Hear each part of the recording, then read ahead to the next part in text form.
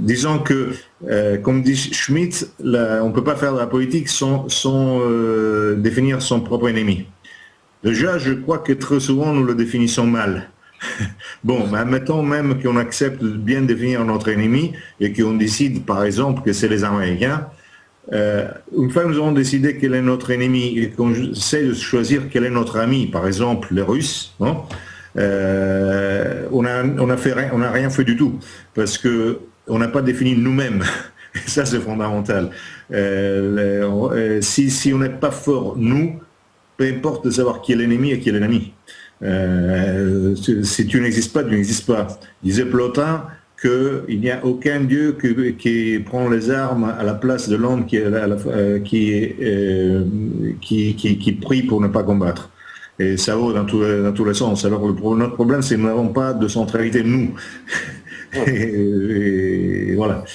Mais est-ce que finalement aussi, parce que ce qu'on voit, c'est que les Américains, enfin les Anglo-Saxons, quelque part, ils ont une stratégie. Et j'ai l'impression que la France et l'Italie, je la mets plus proche de la France justement que des Anglo-Saxons, mais on a l'impression que c'est des pays sans stratégie. On n'a pas de stratégie, nous, clairement. Non, bien sûr. Bien sûr, on n'a pas de stratégie. Mais alors, il y a une chose très importante, c'est que les Anglais et les Américains sont des systèmes fondés sur des élites oligarques et sur de troupeaux d'êtres humains. Ouais. Alors que les pays européens, et ça c'est la différence foncière entre l'Europe et le reste du monde, grosso modo, ce sont deux peuples.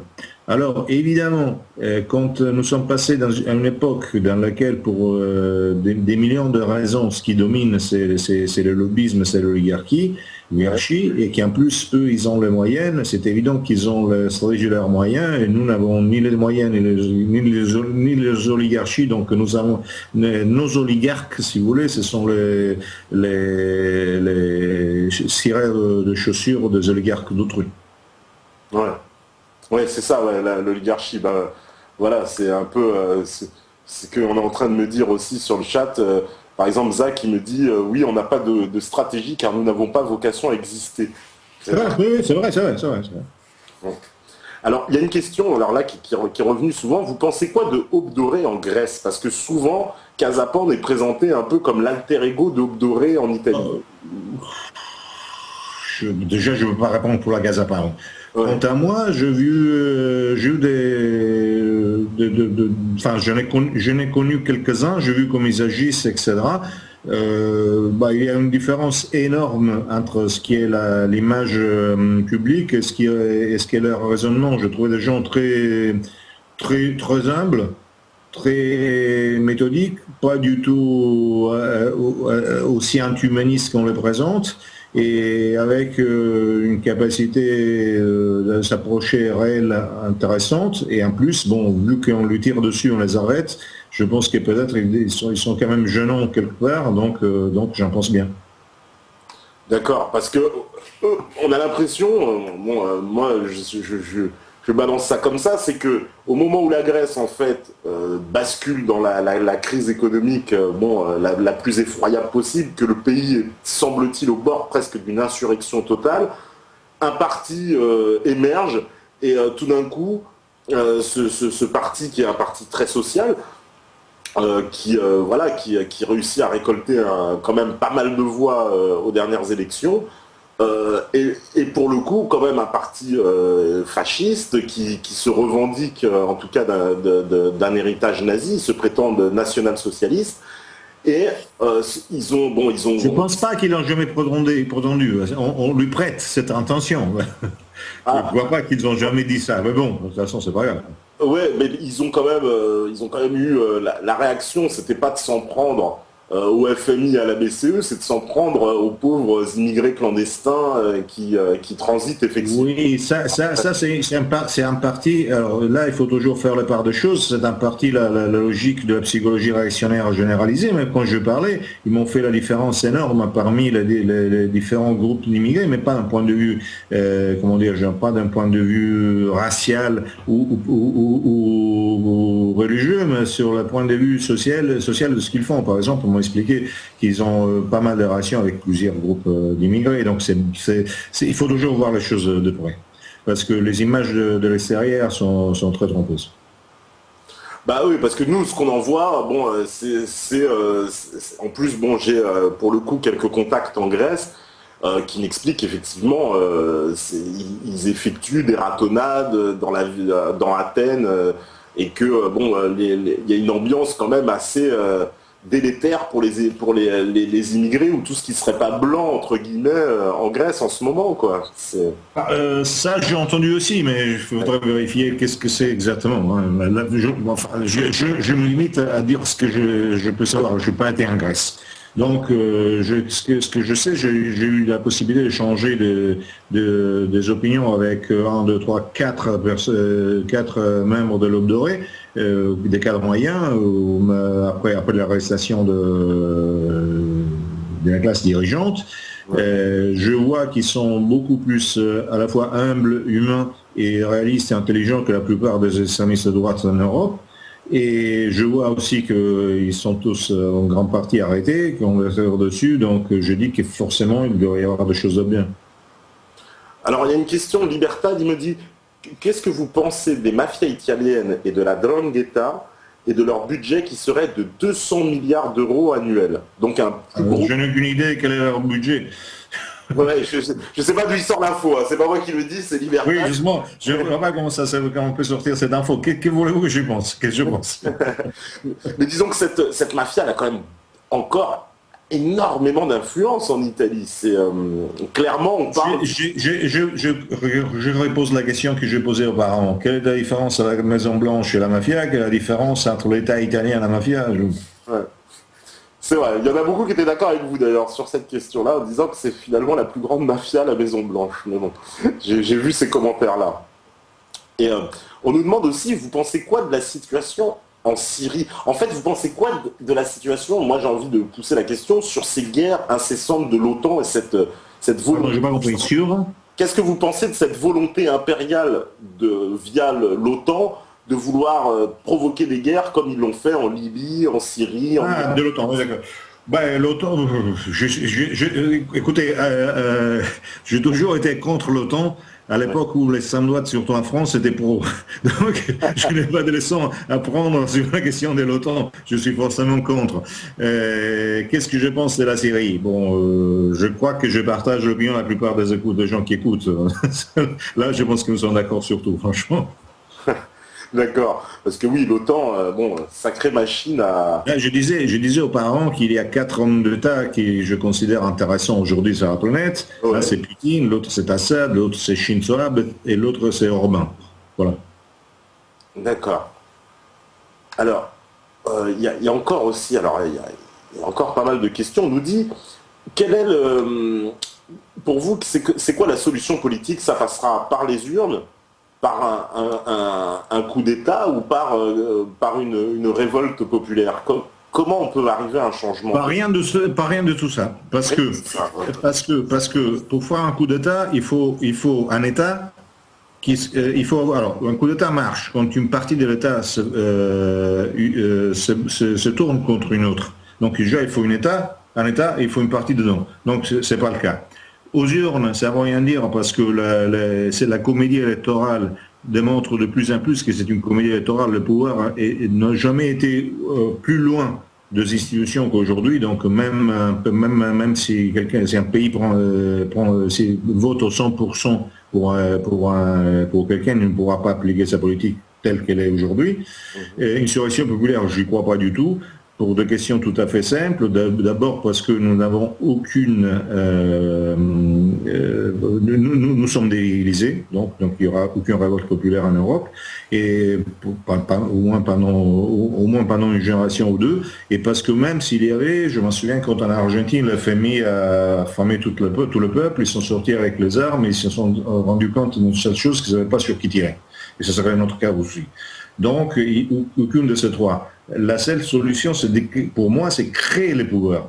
Créer les pouvoirs, c'est-à-dire créer des pouvoirs autonomes, des pouvoirs financiers, culturels, etc., qui permettent de remplir un vide, qui est le vide qui se trouve à la base, et d'essayer de former une puissance qui ne peut être qu'européenne, mais il faut la forcer du bas. Mais la forcer du bas, non pas avec des logiques, comment dirais-je, apocalyptiques, qui sont très souvent ce que j'entends partout, mais avec une logique constructrice très particulière. Là, j'évoque du Lénine. Lénine disait que l'extrémisme, c'est l'infantilisme du communisme. Alors, je ne suis pas communiste, mais l'extrémisme, c'est pas la radicalité. Et la radicalité, c'est quelque chose dans lequel il faut travailler beaucoup en plus. Ça coûte cher, et c'est long, mais ça peut arriver quelque part. L'extrémisme, c'est vouloir à tout prix que quelque chose passe à l'improviste d'un niveau à l'autre, et l'extrémisme n'arrive à soit mettre de bombes comme ils ont fait à Russie, soit même nulle part, parce que ça passe jamais comme ça. Alors il faut arrêter avec tous les rêves apocalyptiques, il faut arrêter de rêver que quelqu'un d'autre va nous sauver, que ce soit Poutine, que ce soit Shinzo Abe, que ce soit qui que ce soit. Il faut arrêter de rêver qu'il y a une étincelle dans la populaire qui permet au peuple, je ne sais plus de faire quoi, parce qu'en plus le peuple ne peut qu'acclamer de chefs qu'il n'y a pas, hein, et ne peut que suivre des élites qui ne sont pas, donc il faut les créer. Donc c'est un travail, il faut faire vite, bien, mais c'est une question de création, c'est pas une question de destruction. Ouais, donc recréer de nouveaux pouvoirs, quoi, ce pour vous. Oui. Ça passe par là, d'accord. Ah oui, on me dit, alors ça c'est une question de Mikey, il me dit, pourtant on ne peut pas dissocier l'Union Européenne et l'OTAN, parce que c'est l'un la face politique, l'autre la face militaire. Non, je ne suis pas d'accord. Je ne suis pas d'accord parce que, alors déjà, on oublie un truc fondamental, que la Russie a fait des actions militaires avec l'OTAN et qu'elle a même demandé 2 fois la participation à l'OTAN. L'OTAN aujourd'hui est réalistiquement incontournable, mais cela n'empêche qu'une armée européenne pourrait carrément se détacher de l'OTAN, alors que les petites armées nationales ne peuvent pas le faire, réalistiquement parlant. Hein. Ben, par exemple, le projet en plus d'armée européenne, bon, qui était déjà dans les années 50, hein, la défense européenne, c'est un projet qui avait échoué en France, on le sait, par le général de Gaulle, hein, avec l'alliance entre de Gaulle et les communistes. D'ailleurs, vous pensez quoi du général de Gaulle, de cette attitude? On me demande ça aussi. C'était compliqué de parler de Gaulle, surtout par un étranger, dans le sens que les étrangers regardent surtout la politique étrangère. Donc, en regardant la politique étrangère de Gaulle, on ne peut qu'être assez d'accord. Mais puis, il y a la politique interne, et je sais que ça n'a pas été très aimé par beaucoup de Français. On ne peut pas être trop simpliste. Évidemment, la logique de Gaulle est une logique d'une espèce de bonapartisme bourgeois, dans laquelle il essayait de sauvegarder la souveraineté française. Mais on pouvait sauvegarder la souveraineté française dans les années 60, parce que à niveau de marché, à niveau des finances et à niveau d'armes, les possibilités existaient. Ça n'empêche qu'on l'a saboté et qu'on l'a fait tomber. Alors aujourd'hui, ce n'est plus faisable. Ce n'est plus faisable pour des questions techniques. C'est sans l'Europe, je répète, sans l'Europe à bâtir, hein, on n'est rien du tout. Alors, pour bâtir quelque chose, il ne faut pas attendre que ça tombe. Il faut l'attaquer telle qu'elle est. C'est une question de rapport de force. Si on gagne de rapport de force, si on gagne en dignité, si on gagne en autonomie, si on gagne en liberté, et donc on peut imposer des rapports de force, on peut aussi à la fois non seulement créer des réalités autonomes, mais on peut former vraiment des élites, ce qui manque à l'Europe, et je pense qu'on peut quand même rentrer dans le jeu. Si on ne fait pas ça, on rentre dans aucun jeu. Alors j'ai une question aussi, on me demande, est-ce que vous êtes pour que l'Italie mette ses réserves d'or en jeu pour éponger sa dette publique qui est de 130% du PIB, je crois? Si Fort Knox nous rend les réserves d'or, on peut en discuter. Ah, une partie des réserves d'or de l'Italie donc se trouve en toutes. Ah d'accord, comme l'Allemagne, d'accord. Ouais.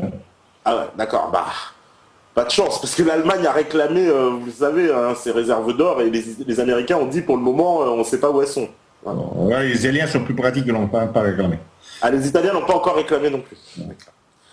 Parce qu'en Italie aussi, il y a en ce moment, là, ils cherchent à créer une nouvelle base de l'OTAN en plus, il me semble.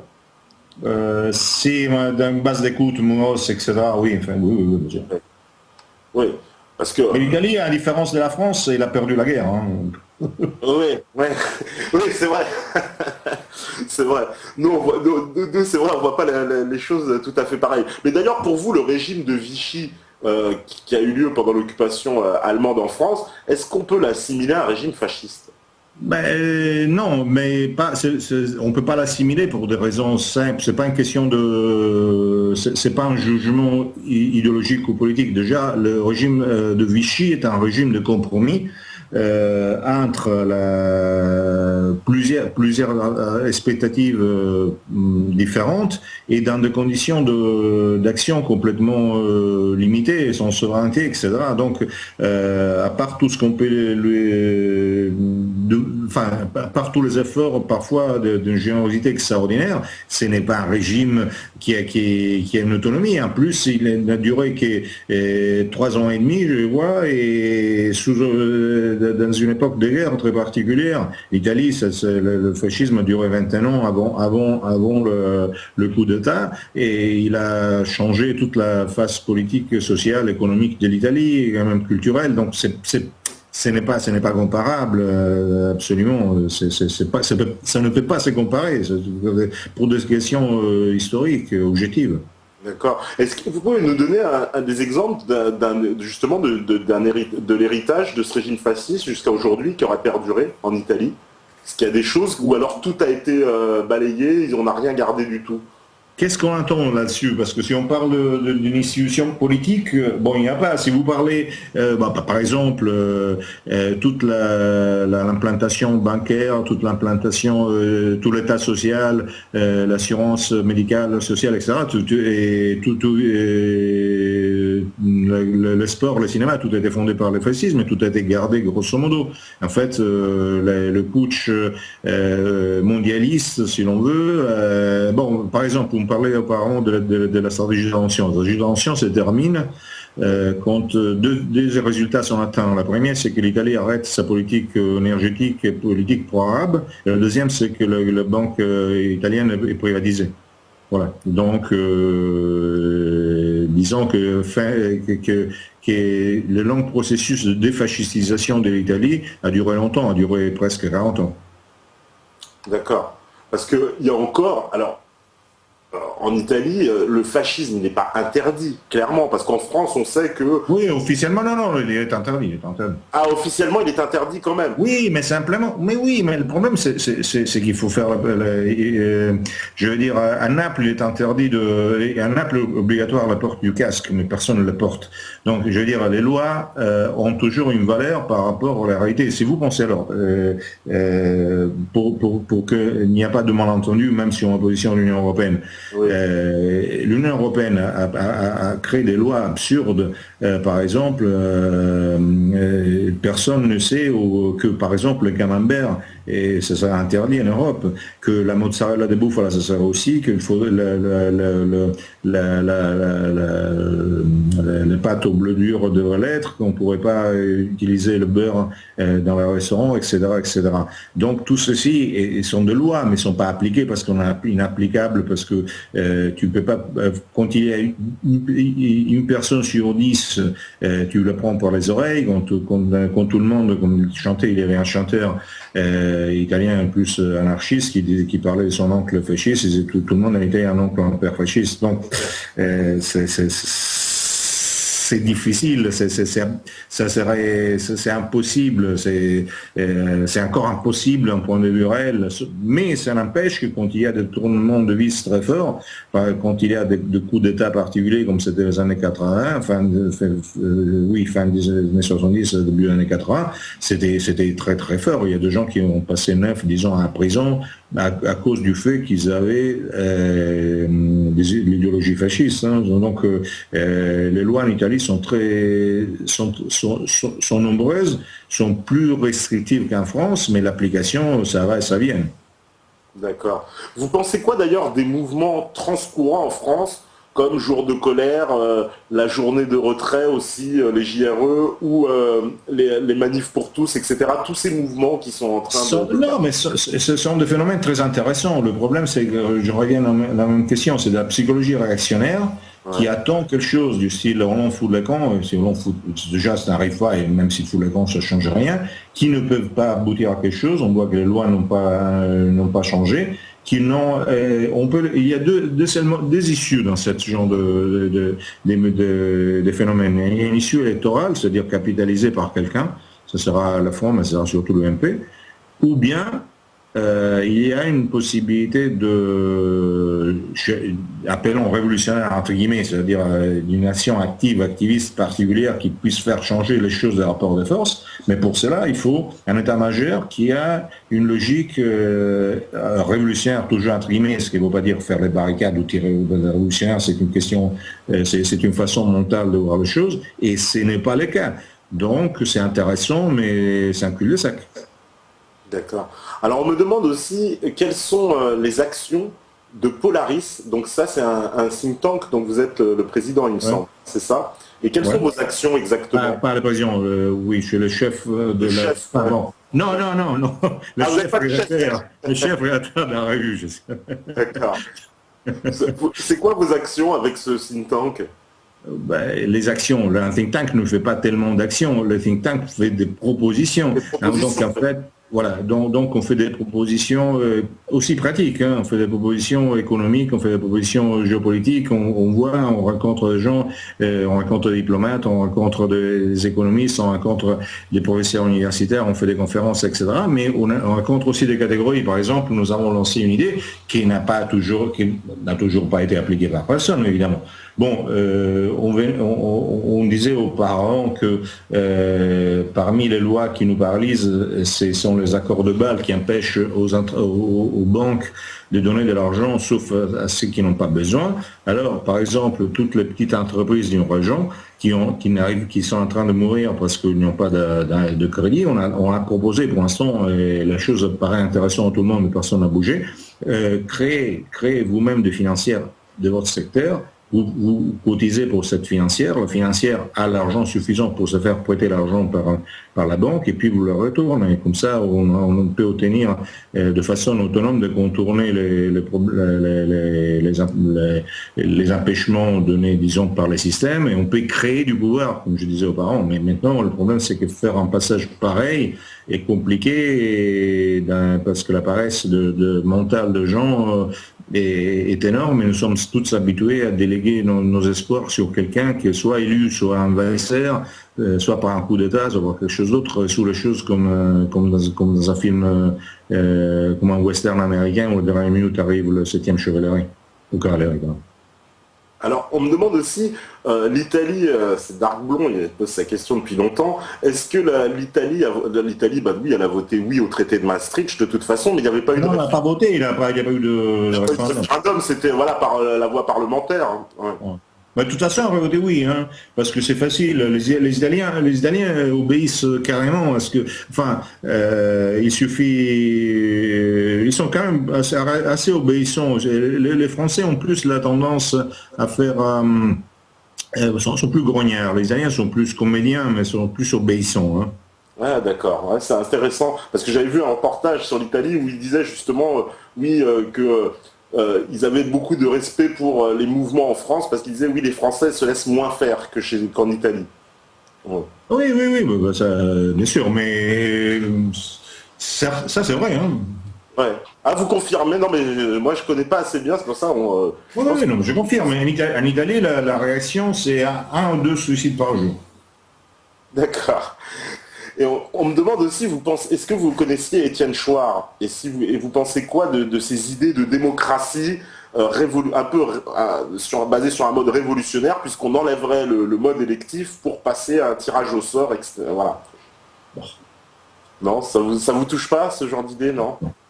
Vous pensez qu'il faut continuer quand même dans un système, alors avec des élections quand même? Non, mais les tirages au sort, ça veut dire quoi? Qu'on va tirer au sort, en fait, les décideurs sans les élire, quoi. Ce sera pour ne pas avoir un pourri, mais un imbécile incompétent, ça risque de pire. Non, non, non, le problème, c'est je reviens au même. Il faut créer un pouvoir et obtenir et se faire respecter. Euh, la démocratie aujourd'hui n'a plus aucun sens, aussi parlementaire, parce que tout a changé à niveau sociologique et à niveau de vrai pouvoir, donc nous sommes dans un système oligarque. La seule possibilité de faire face à un système oligarque, c'est créer le lobby du peuple. Mais le lobby du peuple, ça ne se fait pas au tirage au sort.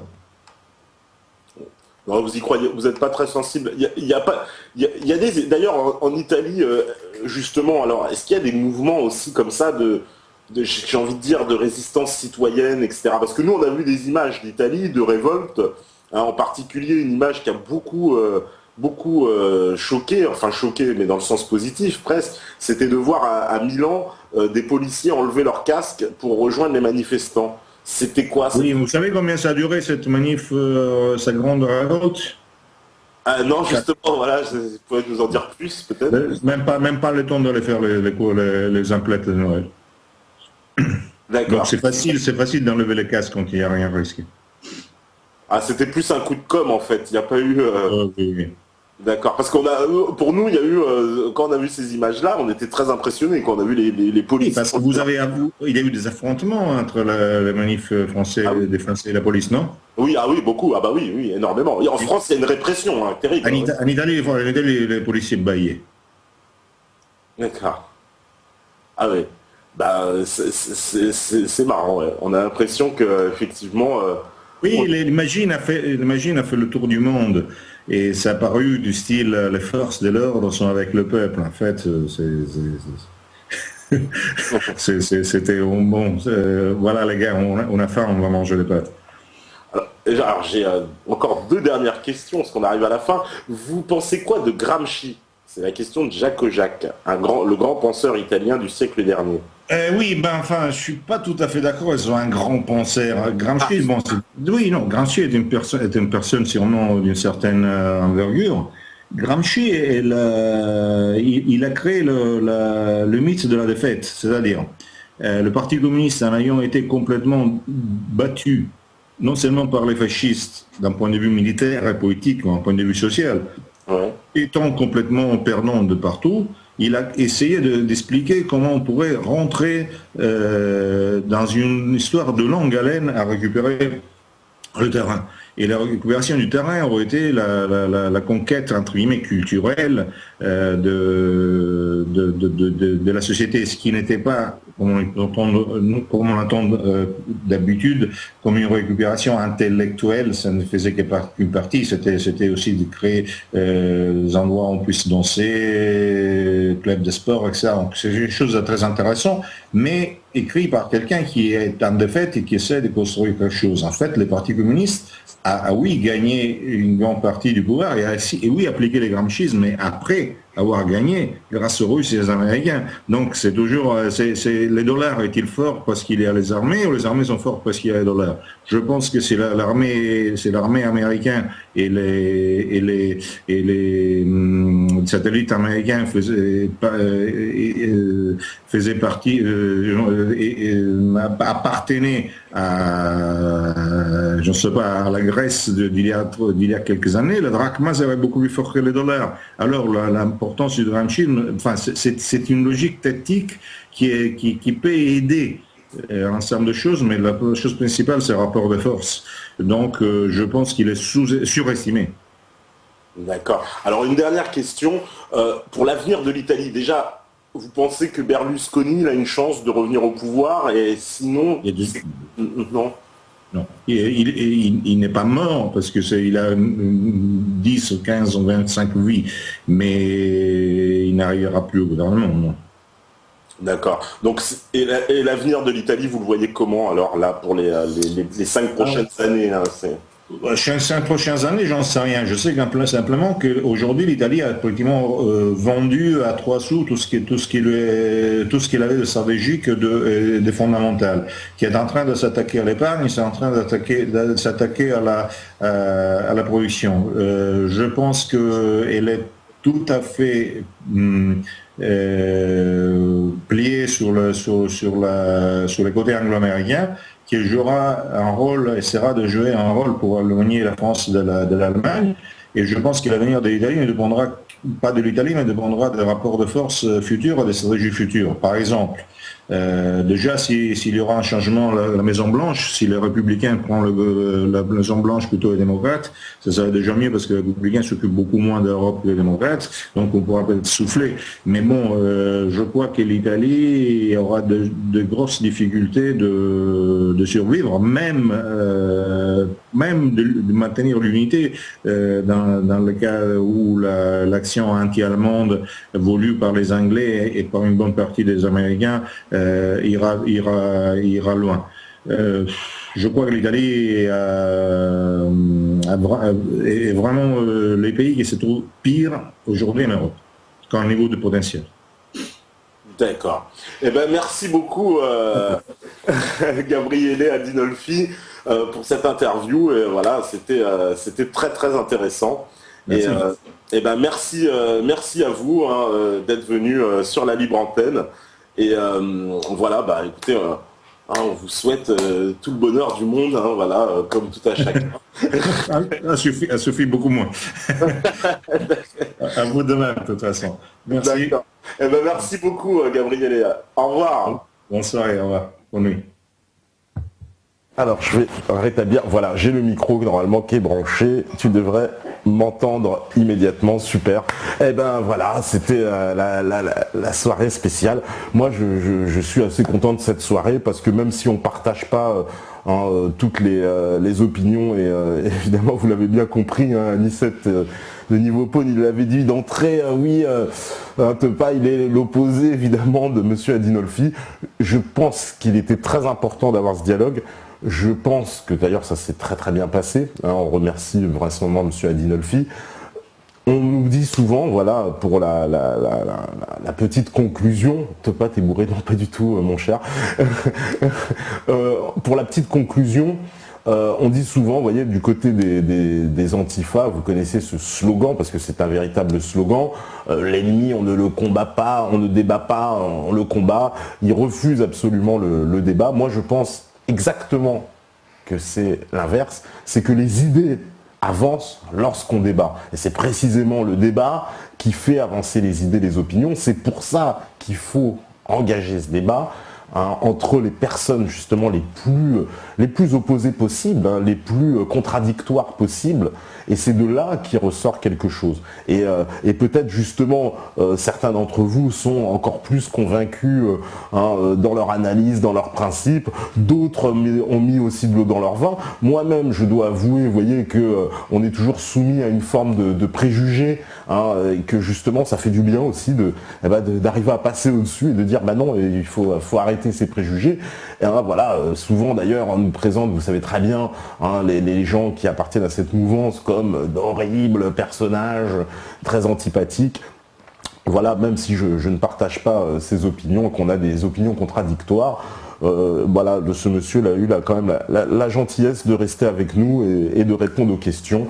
Et ben pour moi, c'est ça le véritable combat, et c'est pas refuser justement le débat, de ne pas donner la parole. Donc je pense qu'on s'honore de donner la parole à tout le monde, y compris d'ailleurs aux gens avec qui on ne partage pas les mêmes opinions. C'est comme ça que les choses peuvent avancer, et à mon sens, le vrai combat, il se déroule comme ça. En tout cas, c'est comme ça que les idées peuvent avancer. Alors, on me dit un petit rap, non, pas tout de suite les gars, on va pas passer de Mussolini au rap direct. Puis vous savez, le rap c'est le vendredi, la semaine, comme ça, c'est toujours plus fatigant pour nous. Surtout pour moi. Et puis voilà, en tout cas, merci à tous sur le chat. Voilà, tu vois, Tila, il me dit, c'est comme ça qu'on avance. Kenelologue, Zach Mémérian, il était bien remonté aujourd'hui. Bref, The Jazz, Seigneur Mendoza, Anicette de Niveau Pawn, Victor Doom, Kimazouf, Alasso, Erwan, Freeman, Jacques Ojac, Duncan Oji, Razien, Mantas, Sassante, Sainte-Quenelle, Quenelologue, Zitzel, évidemment Alasso, évidemment Mikey, évidemment Jamie Nench, Spilder, Denner, voilà, tous ceux qui sont connectés, toujours pirates, etc. Vous êtes les métanautes parce que tous les jours, vous savez très bien que si vous écoutez ce message, c'est que vous êtes la résistance. À demain, ciao les gars.